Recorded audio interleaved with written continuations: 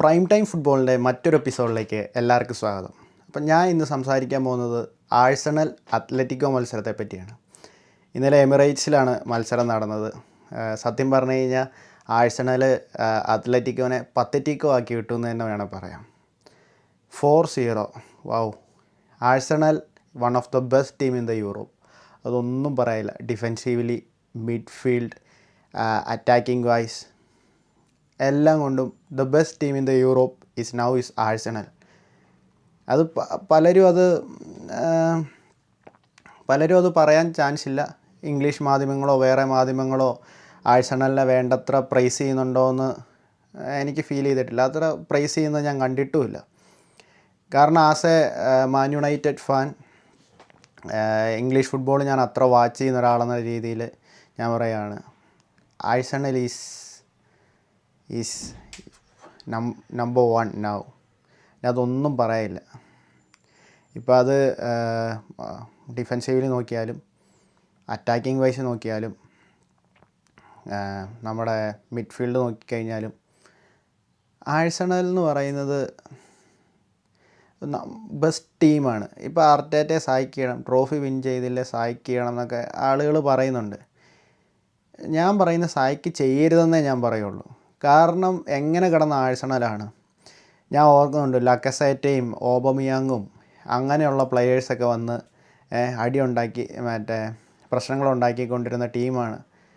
ഇപ്പോഴാണ് ഒരു ഫുൾ കോർഡിനേഷനിൽ ഒരു ടീം ബിൽഡ് ചെയ്ത് ആഴ്സണൽ നന്നായിട്ട് കളിക്കുന്നത്. ഇപ്പോൾ ആഴ്സണലിനോട് കളിക്കുക എല്ലാവർക്കും പേടിയാണ് സത്യം പറഞ്ഞു കഴിഞ്ഞാൽ. ഇപ്പോൾ എമിറേറ്റ്സിൽ വന്ന് കളിക്കാമെന്നൊക്കെ പറയുന്ന ഒരു ബാലികേറാ മലയായി. അങ്ങനെ ആക്കിയെടുത്ത അർട്ടേറ്റയാണ്. പലപ്പോഴും അർട്ടേറ്റയുടെ സബ്സ്റ്റിറ്റ്യൂഷനെയൊക്കെ ചോദ്യം ചെയ്യുന്നവരുണ്ട്. ഓക്കെ, പുള്ളി മിസ്റ്റേക്കുകൾ പറ്റാറുണ്ട്. പക്ഷേ പുള്ളി ബിൽഡ് ചെയ്തെടുത്ത ടീമാണിത്. ഇപ്പം പുള്ളി ട്രോഫി വിൻ ചെയ്തില്ല. പുള്ളീനെ സഹായിക്ക് ചെയ്തിട്ട് ആരെ കൊണ്ടുവരും? ആരെയും കൊണ്ടുവരാനില്ല. അതുപോലെ തന്നെ 4 മത്സരങ്ങളിൽ ഗോൾ കൺസീഡ് ചെയ്തിട്ടില്ല. ഗബ്രിയേലും സലീബയും ഇപ്പം ലെഫ്റ്റ് ബാക്കായിട്ട് കളിക്കുന്ന മൈൽസ് ലൂയിസ് കെല്ലി ആണെങ്കിൽ പോലും, പിന്നെ കാലിഫിയോറി, അവർ റൊട്ടേഷനിലാണ്. അപ്പം ആരാണേലും നമ്മുടെ Timber most underrated player in the Premier League is Jurrien Timber. ഡിഫെൻസീവിൽ കളിക്കും, അറ്റാക്കിംഗ് വൈസ് കളിക്കും, മിഡ്ഫീൽഡ് ഇൻവേർട്ടഡ് ആയിട്ട് കളിക്കും, എല്ലാം കളിക്കും. ഈ പലപ്പോഴും ഞാൻ ശ്രദ്ധിച്ചിട്ടുള്ള കാര്യമാണ്, ഈ ആഴ്സണൽ പ്ലെയേഴ്സിനെ പലപ്പോഴും ആരും പ്രൈസ് ചെയ്യുന്നില്ല. ഇപ്പോൾ ലിവർപൂളിൻ്റെ പ്ലെയേഴ്സിനെ ആണെങ്കിലും നമ്മുടെ ചെൽസിയുടെ അങ്ങനെയുള്ള, ഇപ്പം യുണൈറ്റഡിൻ്റെ പ്ലെയേഴ്സിനെ കൂടുതലും മാധ്യമങ്ങൾ ക്രിട്ടിസൈസ് ചെയ്യും. പക്ഷേ ആഴ്സണലിൻ്റെ പ്ലെയേഴ്സിനെ ക്രിട്ടിസൈസ് ചെയ്യുന്നില്ല. പക്ഷേ ആഴ്സണലിൻ്റെ പ്ലെയേഴ്സിന് ഇംഗ്ലീഷ് മാധ്യമങ്ങൾ വേണ്ട അത്രയും പ്രൈസ് ചെയ്യുന്നില്ല. ഇപ്പോൾ ഇന്നലെ സുബമെൻഡിയുടെ ഒരു വിക്ടർ യോക്രസിന് കൊടുത്തൊരു ബോളുണ്ടായിരുന്നു. ഒരു ഇൻസൈഡ് ദ ബോക്സിലേക്ക്, അത് സ്കോർ ചെയ്യാൻ പറ്റിയില്ല. പക്ഷേ ഇൻസൈഡ് ദ ബോക്സിലേക്ക് സുബമെൻഡി കൊടുത്തൊരു ബോളുണ്ട്. സൂപ്പർ ബോൾ, ടോപ്പ് നോച്ചെന്ന് തന്നെ പറയാം. ഈ സുബമെൻഡിനെയും ജൂറിയൻ ടിംബറിനെയും ഈ കാലിഫിയോറിനെയും അങ്ങനെയുള്ള പ്ലെയേഴ്സിനെയൊന്നും വേണ്ടത്ര ആളുകൾ പ്രൈസ് ചെയ്യുന്നില്ല. ഇപ്പം വാൻഡൈക്കിനെയും കൊനാട്ടേനെയും നമ്മുടെ ഇപ്പം ചെൽസിയുടെ ലിയോ കോൾവിലിനെയൊക്കെ ആൾക്കാർ നന്നായിട്ട്, ഈ മാധ്യമങ്ങൾ നന്നായിട്ട് പ്രൈസ് ചെയ്യുന്നുണ്ട്. എന്തുകൊണ്ട് ഈ ഗബ്രിയേലിനെയും Jurrien timber, miles Luis Kelly അങ്ങനെയുള്ള പ്ലെയേഴ്സിനെ ഒന്നും എന്തുകൊണ്ട് പ്രൈസ് ചെയ്യുന്നില്ല എന്നുള്ളൊരിതുണ്ട്. അപ്പോൾ അതൊക്കെ എന്തെങ്കിലും ആവട്ടെ. അപ്പോൾ നമുക്ക് ഇന്നലത്തെ മത്സരത്തിലേക്ക് വരാം. അപ്പം ഇന്നലെ അത്ലറ്റിക്കോയ്ക്കും ചാൻസുകളുണ്ടായിരുന്നു. അത്ലറ്റിക്കോയുടെ ഒരു ക്രോസ് ബാറിൽ ഇടിച്ചു പോയി. പിന്നെ നമ്മുടെ ഡേവിഡ് റയ ചില സമയങ്ങളിൽ ഒന്ന് ഷെയ്ക്കായ ഒരു സന്ദർഭം ഉണ്ടായിരുന്നു. പക്ഷേ ആ ബോൾ ഹൂലിയൻ ആൽവരസ് ബോൾ പുറത്തേക്ക് അടിച്ച് കളഞ്ഞു. പിന്നെ യോക്രസ് 2 ഗോൾ അടിച്ചു ഇന്നലെ. അതുപോലെ തന്നെ ഇന്നലെ ആഴ്സണൽ ഫുൾ നിറഞ്ഞ് കളിച്ചു. അത് സബ്സ്റ്റിറ്റ്യൂട്ടായിട്ട് വരുന്ന ആരാണേലും എല്ലാവരും നന്നായിട്ട് തന്നെ കളിച്ചു. SI ഇന്നലെ നല്ല കളിയായിരുന്നു. മാർട്ടിനെല്ലി സ്കോർ ചെയ്തു. ഇപ്പം ഓഡിഗാർഡ് ഇല്ലെങ്കിൽ പോലും നമുക്ക് എപ്സ് ഉള്ളതുകൊണ്ട് നന്നായിട്ട് കളിക്കുന്നുണ്ട്. ആഴ്സണലിന് SI ഉള്ളതുകൊണ്ട് നന്നായിട്ട് കളിക്കുന്നുണ്ട്. ഡിഫെൻസീവ്ലി ആണെങ്കിലും അറ്റാക്കിംഗ് വൈസ് ആണെങ്കിലും എല്ലാം ആഴ്സണലിൻ്റെ എല്ലാത്തിനും നന്നായിട്ട് കളിക്കുന്നുണ്ട്. അപ്പോൾ ആഴ്സണലിനെ ഒന്ന് ഈ സീസണിൽ ഭയക്കണം എന്നാണ് എനിക്ക് തോന്നുന്നത്. അത് പ്രീമിയർ ലീഗിലാണെങ്കിലും ചാമ്പ്യൻസ് ലീഗിലായാലും. ഇപ്പം ചാമ്പ്യൻസ് ലീഗിൽ എടുത്തു കഴിഞ്ഞാലും ഇപ്പം നമ്മുടെ PSG ഡിഫൻസിനെ മാറ്റി നിർത്താം. ബാക്കിയെല്ലാ ഡിഫൻസ് എന്ന് പറയുന്ന ആവറേജ് ഡിഫൻസാണ് ഈ ചാമ്പ്യൻസ് ലീഗിലുള്ള എല്ലാ ടീമിൻ്റെയും. ഞാൻ കണ്ടത് ഇത്രയും കോർഡിനേഷനോടെ കളിക്കുന്ന ഡിഫെൻസീവ് ആയിട്ട് കളിക്കുന്ന ഒരു ടീമേ ഉള്ളൂ, അത് ആഴ്സണലിൻ്റെ തന്നെയാണ്. അപ്പോൾ അത് ഇന്നലത്തെ മത്സരത്തിൽ നമുക്ക് കാണാൻ സാധിച്ചു. ഇന്നലെ ഹൂലിയൻ ആൽവരസ് എൻ്റെ ഇൻഡിവിജ്വൽ ബ്രില്യൻസിലുള്ള ഇതുണ്ടായിരുന്നുകൊണ്ട് മാത്രം ആ ക്രോസ് ബാറിൽ ഇടിച്ച് പോയതും അങ്ങനെയൊക്കെയുള്ള സന്ദർഭം ഉണ്ടായി. പിന്നെ ഗാലഹറിൻ്റെ അവസാനത്തെ ഒരു 87ാമത്തെ മിനിറ്റിലൊരു ഷോട്ട് ഉണ്ടായിരുന്നു, ഡേവിഡ് റയ സേവ് ചെയ്ത്, അത് മാത്രമേ ഉണ്ടായിരുന്നുള്ളൂ. ബാക്കി ആഴ്സണലിന് ഒത്തിരി ചാൻസ് ഉണ്ടായിരുന്നു. മാർട്ടിനേലി ആദ്യം 35ാമത്തെ മിനിറ്റ് സ്കോർ ചെയ്യുന്നുണ്ട്, പക്ഷെ അത് ഓഫ് സൈഡായിപ്പോയി. അപ്പോൾ അങ്ങനെ ആഴ്സണൽ എന്ന് പറയുന്ന എല്ലാ രീതിയിലും ആഴ്സണൽ നന്നായിട്ട് കളിക്കുന്നുണ്ട്. ഏത് ടീം വന്നു കഴിഞ്ഞാലും, ഇപ്പോൾ റയൽ വന്നെന്ന് പറഞ്ഞാൽ റയലിനോട്ട് വരെ ചിലപ്പോൾ 4 ഗോളൊക്കെ അടിച്ചു വിടും. അത്രയും നല്ലൊരു ടീമിനെ ബിൽഡ് ചെയ്ത് അർട്ടേറ്റ എടുത്തിട്ടുണ്ട്. അതുപോലെ തന്നെ സാക്ക ക്യാപ്റ്റൻ, ബോഡി ഗാർഡ് ഇല്ലാത്തതുകൊണ്ട് ക്യാപ്റ്റനാണ്, നന്നായിട്ട് കളിക്കുന്നുണ്ട്. അവിടെ ലെഫ്റ്റിലും റൈറ്റിലും മാർട്ടിനേലി സാക്കയും കൂടെ നല്ല കളിയാണ്. സാക്കയുടെ കളി കാണാൻ വേറൊരു ലെവലാണ്. ഞാൻ ഈ യുണൈറ്റഡ് ഫാൻ ആയതുകൊണ്ട് ഈ മേസൺ ഗ്രീൻവുഡിൻ്റെ കളി എനിക്ക് ഭയങ്കര ഇഷ്ടമുള്ള ഒരാളായിരുന്നു. എനിക്ക് അതുപോലെ ഒരു സൂപ്പർ പ്ലെയറാണ് ബക്കായോ സാക്ക. എനിക്ക് തോന്നുന്നു ഇപ്പം പുള്ളിയുടെ ഈ സ്റ്റാറ്റ്സുകളൊക്കെ ഞാൻ പരിശോധിച്ചപ്പം ഇപ്പോഴെങ്ങാണ്ടാണ് ഈ 100 ഗോളെങ്ങാണ്ട്, അല്ല 100 ഗോളും അസിസ്റ്റും കണ്ടായത്. അപ്പോൾ ഈ ഇഞ്ചുറി ഒന്നും ഇല്ലായിരുന്നെങ്കിൽ ഇതിനേക്കാളും നല്ല സ്റ്റാറ്റ്സ് വരേണ്ട ഒരു പ്ലെയറാണ്. പലപ്പോഴും സാക്കയ്ക്ക് ഇഞ്ചുറി ആവുന്നുണ്ട്. അതിൻ്റെ കാരണം എന്ന് പറയുന്നത് സാക്കേനെ ഈ പല പ്ലെയേഴ്സും ടാക്കിൾ ചെയ്യുന്നു, ട്രീറ്റ് ചെയ്യുന്നു ഭയങ്കര മോശമായിട്ട്. ടാക്കിളിനൊക്കെ പറഞ്ഞു കഴിഞ്ഞാൽ ഭയങ്കര ഹാർഡ് ടാക്കിളാണ്. ഇന്നലെ തന്നെ ഒരു ടാക്കിൾ ഉണ്ടായിരുന്നു. അത് നമുക്ക് കാണുമ്പോൾ അറിയാം ഭയങ്കര ഹാർഡായിട്ടുള്ള ടാക്കിളാണ് ചെയ്യുന്നത്. അതാണ് ഈ സാക്കയ്ക്ക് പലപ്പോഴും ഇഞ്ചുറി ആവുന്നത്. അത് സാക്കയ്ക്ക് ഇഞ്ചുറി ഒന്നും ഇല്ല എന്നുണ്ടെങ്കിൽ ഇപ്പം Saka one of the best player. എല്ലാവരും പറയുന്ന പോലെ സ്റ്റാർ ബോയ്. ഞാൻ സാക്കയുടെ കളി നേരിട്ട് കണ്ടു. ഇംഗ്ലണ്ടിൻ്റെ കളി ഞാനിവിടെ വെംബ്ലി സ്റ്റേഡിയത്തിൽ കാണുമ്പോൾ ഞാൻ സാക്കയുടെ കളി നേരിട്ട് കണ്ടിട്ടുള്ള ഒരാൾ. അതുകൊണ്ട് പറയാം, സാക്ക ഈസ് സൂപ്പർ പ്ലെയറാണ് സാക്ക. സ്റ്റാർ ബോയ്, അത് തന്നെയാണ് കറക്റ്റ്. സ്റ്റാർ ബോയ് ആണ്, ആഴ്സണലിൻ്റെ പോസ്റ്റർ ബോയ് ആണിപ്പം സാക്ക. അപ്പോൾ ഇന്നലെ ആഴ്സണൽ അറ്റാക്കിംഗ് വൈസ് നന്നായിട്ട് കളിക്കുന്നത്. യോക്രസ് 2 ഗോൾ അടിച്ചു, അത് കുഴപ്പമില്ല.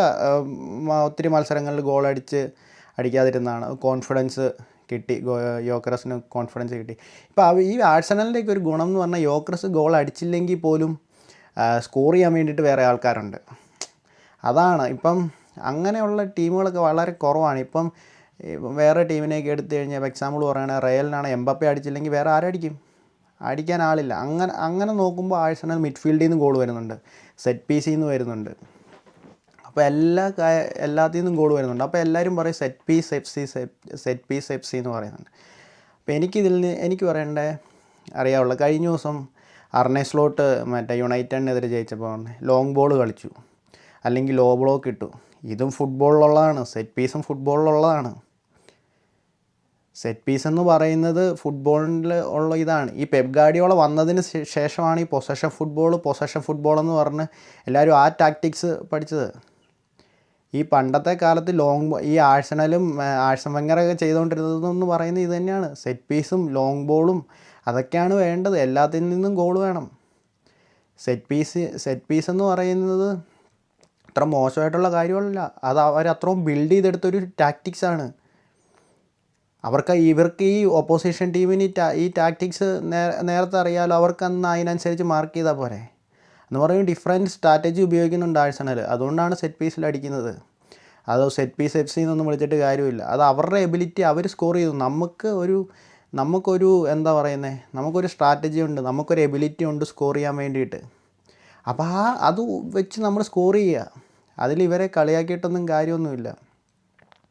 ഇവർ കൃത്യമായിട്ട് ആ കാര്യങ്ങളെല്ലാം പഠിച്ചു വന്ന് ഗോൾ സ്കോർ ചെയ്യുന്നു. അവരെ സെറ്റ് പീസ് എഫ് സി എന്നൊന്നും വിളിച്ചിട്ടൊന്നും ഒരു കാര്യമില്ല.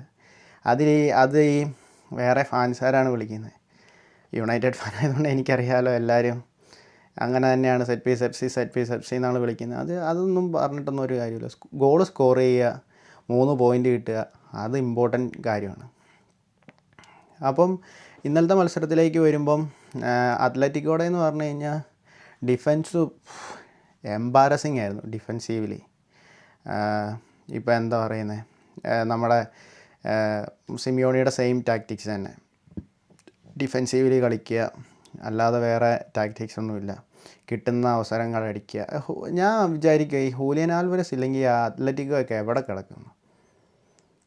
ഹൂലിയൻ ആൽവരസ് എന്ന് പറയുന്ന ഒരു ഇൻഡിവിജ്വലായിട്ട് ഇച്ചിരി ഇൻഡിവിജ്വൽ ബ്രില്യൻസ് ഉള്ള ഒരു പ്ലെയർ ഉള്ളതുകൊണ്ട് മാത്രം അത്ലറ്റിക്കോ ഇങ്ങനെ അങ്ങ് പോവുകയാണ്. സത്യം പറഞ്ഞാൽ സിമിയോണീനെയൊക്കെ മാറ്റേണ്ട സമയമായി, ഈ ടാക്ടിക്സൊക്കെ മാറ്റേണ്ട സമയമായി.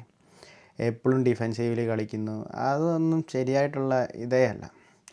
ആഴ്സണൽ ഫസ്റ്റ് ഹാഫിൽ വരുന്നു, കിട്ടുന്ന അവസരങ്ങൾ നോക്കുന്നു, ഗോൾ സ്കോർ ചെയ്യാൻ പറ്റുന്നില്ല. സെക്കൻഡ് ഹാഫിലേക്ക് വന്നു കഴിഞ്ഞപ്പോഴത്തേനും സുബമെൻഡി ആണെങ്കിലും ഡെക്ലൻ റൈസ് ആണെങ്കിലും അങ്ങോട്ടും ഇങ്ങോട്ടും ഇൻവേർട്ടഡ് ആയിട്ട് അങ്ങോട്ടും മാറി മാറി, സുബമെൻഡി അറ്റാക്ക് പോവാണെങ്കിൽ ഡെക്ലൻ റൈസ് ഡീപ്പായിട്ട് വരുന്നു, സുബമെൻഡി ഡീപ്പായിട്ട് വരുമ്പോൾ ഡെക്ലൻ റൈസ്, അങ്ങനെ വന്നു കഴിയുമ്പോഴത്തേനും ഇച്ചിരി കൂടെ അറ്റാക്കിംഗ് വൈസ് അവർ ഇച്ചിരി കൂടെ പെർഫെക്റ്റായി. അപ്പോഴത്തേനും അവർക്ക് കിട്ടുന്ന അവസരങ്ങൾ അവർ ഗോൾ സ്കോർ ചെയ്തു. കിട്ടുന്ന അവസരങ്ങൾ ഗോൾ സ്കോർ ചെയ്യുക, ഡിഫെൻസീവ്ലി കളിക്കുക, അതാണ് ആഴ്സണൽ ടാക്ടിക്സ്. അത് പെർഫെക്റ്റാണ്. നമ്മൾ ഒരു ഗോളേ അടിച്ചിട്ടുള്ളൂ, ഡിഫെൻസ് ചെയ്തോ, അത് മതി. 2 ഗോൾ അടിച്ചു, കിട്ടുന്ന അവസരങ്ങൾ ഗോൾ സ്കോർ ചെയ്യുക. അപ്പം കിട്ടുന്ന അവസരങ്ങൾ ഗോൾ സ്കോർ ചെയ്യുക, അത് ആഴ്സണലിൻ്റെ ഒരു നല്ലതാണ്. അവർ കിട്ടുന്ന അവസരങ്ങൾ സ്കോർ ചെയ്യാനും അങ്ങനെ ഒത്തിരി ഗോളുകളൊന്നും മിസ് ചെയ്യുന്നില്ല. അപ്പോൾ 3 പോയിൻറ്റ്സ് ആഴ്സണലിന് കിട്ടി. അപ്പം പ്രീമിയർ ലീഗിലും ആണെങ്കിലും 19 പോയിൻ്റായിട്ട് ടേബിൾ ടോപ്പ്. അപ്പോൾ ആഴ്സണൽ ഇങ്ങനെ നന്നായിട്ട് കളിക്കട്ടെ. ഈ വർഷം ചാമ്പ്യൻസ് ലീഗ് ആണെങ്കിലും, ഇപ്പോൾ ചാമ്പ്യൻസ് ലീഗ് ഇല്ലയെന്ന് പറഞ്ഞ് ഒത്തിരി പേര് ആഴ്സണലിനെ കളിയാക്കുന്നുണ്ട്. അപ്പോൾ ചാമ്പ്യൻസ് ലീഗൊക്കെ കിട്ടട്ടെ. അപ്പോൾ കിട്ടുന്നത് തന്നെയാണ് ഞാൻ പ്രതീക്ഷിക്കുന്നത്. ഇത്രയൊന്നും എബിലിറ്റി PSG ടീമിനെ ഈ ചാമ്പ്യൻസ് ലീഗിൽ നിന്ന് PSG മാറ്റി നിർത്തി കഴിഞ്ഞ് കഴിഞ്ഞാൽ വേറെ അങ്ങനെ ടീമില്ല. അപ്പം ഉള്ളത് റയൽ, ബാഴ്സലോണയൊക്കെയാണ്. അപ്പോൾ റയലിൻ്റെയും ബാഴ്സയുടെയൊക്കെ ആണെങ്കിലും ഡിഫെൻസീവ്ലി അവർ ഇച്ചിരി വീക്കാണ്. ആഴ്സണൽ എല്ലാം കൊണ്ടും ഇഞ്ചുറി ഒന്നും പറ്റിയില്ല എന്നുണ്ടെങ്കിൽ Arsenal one of the best team in the Europe തന്നെയാണ്.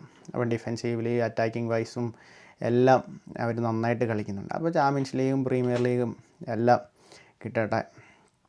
അപ്പോൾ നിങ്ങളുടെ കമൻറ്റുകളും നിങ്ങളുടെ അഭിപ്രായങ്ങളും ആഴ്സണലിനെ പറ്റിയുള്ള നിങ്ങളുടെ അഭിപ്രായങ്ങളും എല്ലാം നിങ്ങൾ കമൻറ്റിലൂടെ അറിയിക്കുക. Thank you so much.